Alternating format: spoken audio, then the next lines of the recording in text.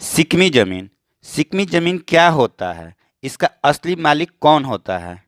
बता दें कि सिकमी जमीन के बारे में गांव में सुनने को ज़्यादातर मिलता है कि इस जमीन का मालिक सिकमी मालिक है।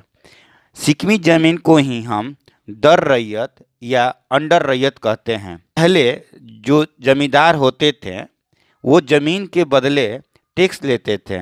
अब तो सरकार जमीन के बदले मालगुजारी लेती है। बता दें कि पहले जो ज़मीन बड़े बड़े हिस्सों में होते थे तो उसे किसानों को दे दिया जाता था। किसान उस पर खेती करते थे और खेती के बदले टैक्स जमा करते थे। धीरे धीरे चेंज हुआ और जो लोग टैक्स टैक्स देते थे उन्हें हम रैयत कहते थे। मतलब जो ज़मीन पे खेती करते थे और खेती के बदले जो टैक्स पेमेंट करते थे तो उन्हें हम रैयत किसान कहते थे। जो सिर्फ खेती करते थे उन्हें हम किसान कहते थे। अब इसे थोड़ा सा विस्तार से समझते हैं। मान लीजिए कि हमारे पास 100 एकड़ ज़मीन है। मैंने किसी दूसरे किसान को खेती करने के लिए दिया और बोला कि खेती भी करो और इसका खेत का टैक्स भी आप भर देना। मतलब कि उसे डायरेक्ट टैक्स भरने के लिए मैंने कहा।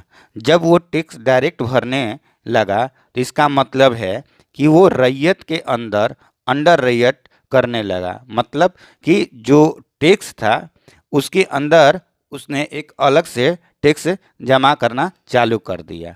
इस तरह से रैयत ज़मीन का अलग खाता बन गया और सिकमी ज़मीन का अलग खाता बन गया और सर्वे ना होने के कारण समस्या उत्पन्न होने लगी। बता दी कि जिस ज़मीन का मालिक का पोजीशन होता है वही ज़मीन का मालिक माना जाता है। अगर कोई सिकमी ज़मीन को सेल करना चाहता है और उसकी पोजीशन नहीं है तो उसे नहीं बेच सकता है, क्योंकि ज़मीन के लिए पोजीशन का होना बहुत ज़रूरी होता है। गोचर ज़मीन, जिसे हम गांव का चारागाह भी बोलते हैं। गोचर ज़मीन एक सार्वजनिक ज़मीन होता है जिसे आम ज़मीन भी कहते हैं। सार्वजनिक ज़मीन को ही हम गैर मजरूआ आम के नाम से जानते हैं। जिस ज़मीन पर सभी का हक होता है, जैसे रोड, सड़क।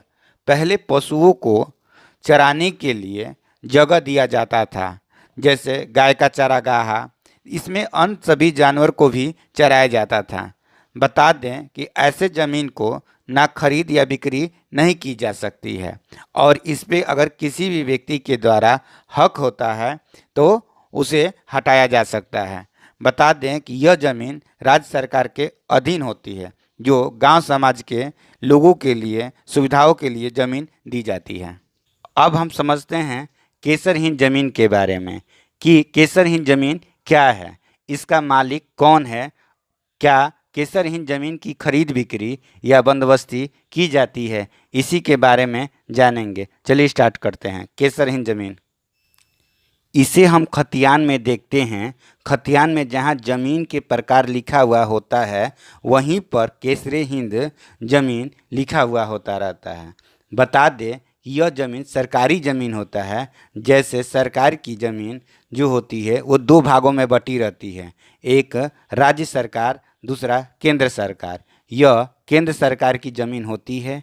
इसकी खरीद बिक्री नहीं की जा सकती है और ना ही इसकी बंदोबस्ती की जा सकती है। अगर कोई व्यक्ति भविष्य में इस ज़मीन पर कोई हक या कब्जा करता है तो उसे रद्द भी किया जाता है।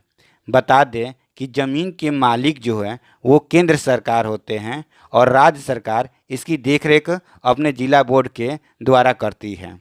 यह भारत के संविधान बनने से पूर्व की जो ज़मीन है उस ज़मीन को भारत के संविधान 200A में बताया गया है केसरहीन ज़मीन के बारे में। अब हम कायमी ज़मीन के बारे में जानेंगे। कायमी ज़मीन क्या होती है, क्या इसकी खरीद बिक्री की जा सकती है? बता दें कि कायमी ज़मीन को ही हम पुश्तैनी ज़मीन कहते हैं।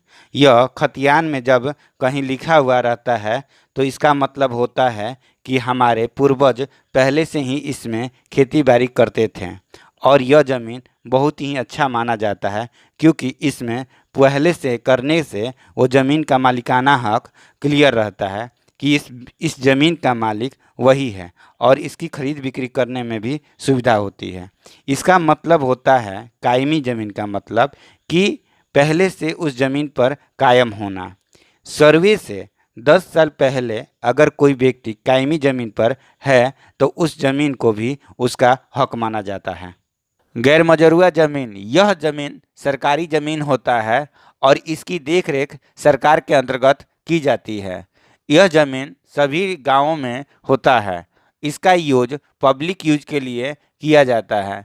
बता दें कि गैर मजरूआ ज़मीन का मतलब खाली स्थान जहां पर कोई घर द्वार ना हो, खेती बाड़ी ना किया जाता, पर्वत हो, झाड़ी हो या पड़ती ज़मीन हो, ऐसे ज़मीन को सर्वे के समय इसे गैर मजरूआ ज़मीन के अंतर्गत रखा गया। बता दें कि जो खेती बाड़ी होती है या घर बनता है वैसे ज़मीन को रैयती ज़मीन कहा जाता है। गैर मजरूआ ज़मीन का एक अपना खाता संख्या नंबर होता है और गैर मजरूआ ज़मीन जो होता है वो दो प्रकार का होता है। पहला गैर मजरूआ आम और दूसरा गैर मजरूआ खास। तो चलिए समझते हैं गैर मजरूआ आम किसे कहते हैं। गैर मजरूआ आम के लिए एक खाता होगा। हर रैयत का मौजा में एक खाता नंबर होता है। खाता नंबर के अंतर्गत जितने भी प्लॉट हैं उनके नाम का तथा उनके ज़मीन के सारे ब्यौरे लिखे हुए रहते हैं। गैर मजरूआ आम जो ज़मीन है वो विशेष रूप से पब्लिक यूज के लिए होता है। जहाँ पर ये ज़मीन होता है वहाँ के आसपास के लोग उसका उपयोग करते हैं। यह ज़मीन नदी, तालाब, मंदिर, मस्जिद, शमशान घाट, सड़क, बाजार आदि के रूप में होता है। अब हम समझेंगे गैर मजरूआ खास क्या होता है। यह एक विशेष प्रकार का ज़मीन होता है।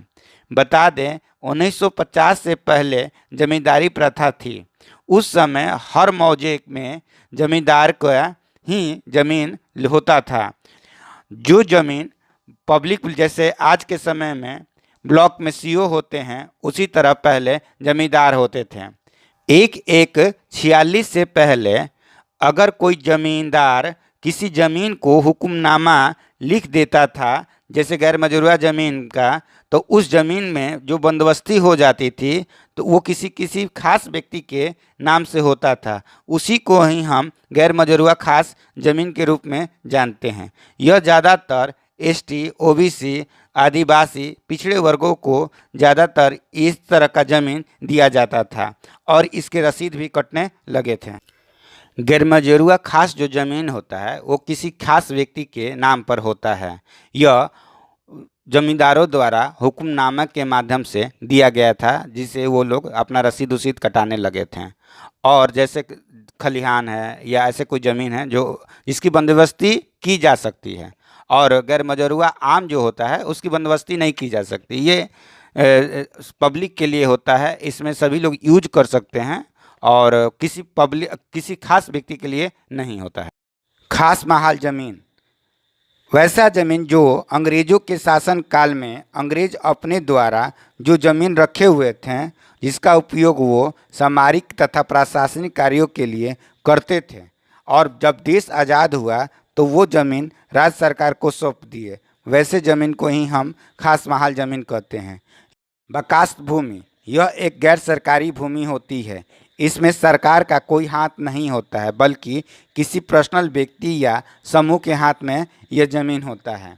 बता दें कि जब अंग्रेज हमारे देश में शासन करते थे उस समय ज़मीन की मालिकपन जमींदारों को दिया गया था। जमींदार किसानों को खेती करने के लिए देते थे और खेती के बदले लगान लेते थे और वही लगान फिर अंग्रेज को दे दिया जाता था। लेकिन उस समय कुछ ज़मीन ऐसी भी थी जो जमींदार अपने पास अपने लिए रखते थे और उसमें वो खेती घर बनवाते थे और वही ज़मीन को वो सर्वे के समय बकास्त के रूप में लिखवा दिया जाता था। वैसे ही ज़मीन को हम बकास्त भूमि कहते हैं। हुक्मनामा ज़मीन बता दें कि आज़ादी के पूर्व देश में जमींदारी प्रथा थी। जमींदारी जो थी वो उसका मालिकाना हक जमींदार के हाथ में था। जो भी उस समय ज़मीन की जो वसूली करते थे वो जमींदार ही करते थे। जमींदार लोग जिसको ज़मीन देते थे कभी कभी वो सादा रजिस्ट्री भी कर दिया करते थे। मतलब कि वो कुछ ज़मीनों को सेवा भाव के रूप में करने वाले व्यक्तियों को वो ज़मीन दे दिया करते थे और उसी ज़मीन को हम हुक्मनामा ज़मीन कहते हैं।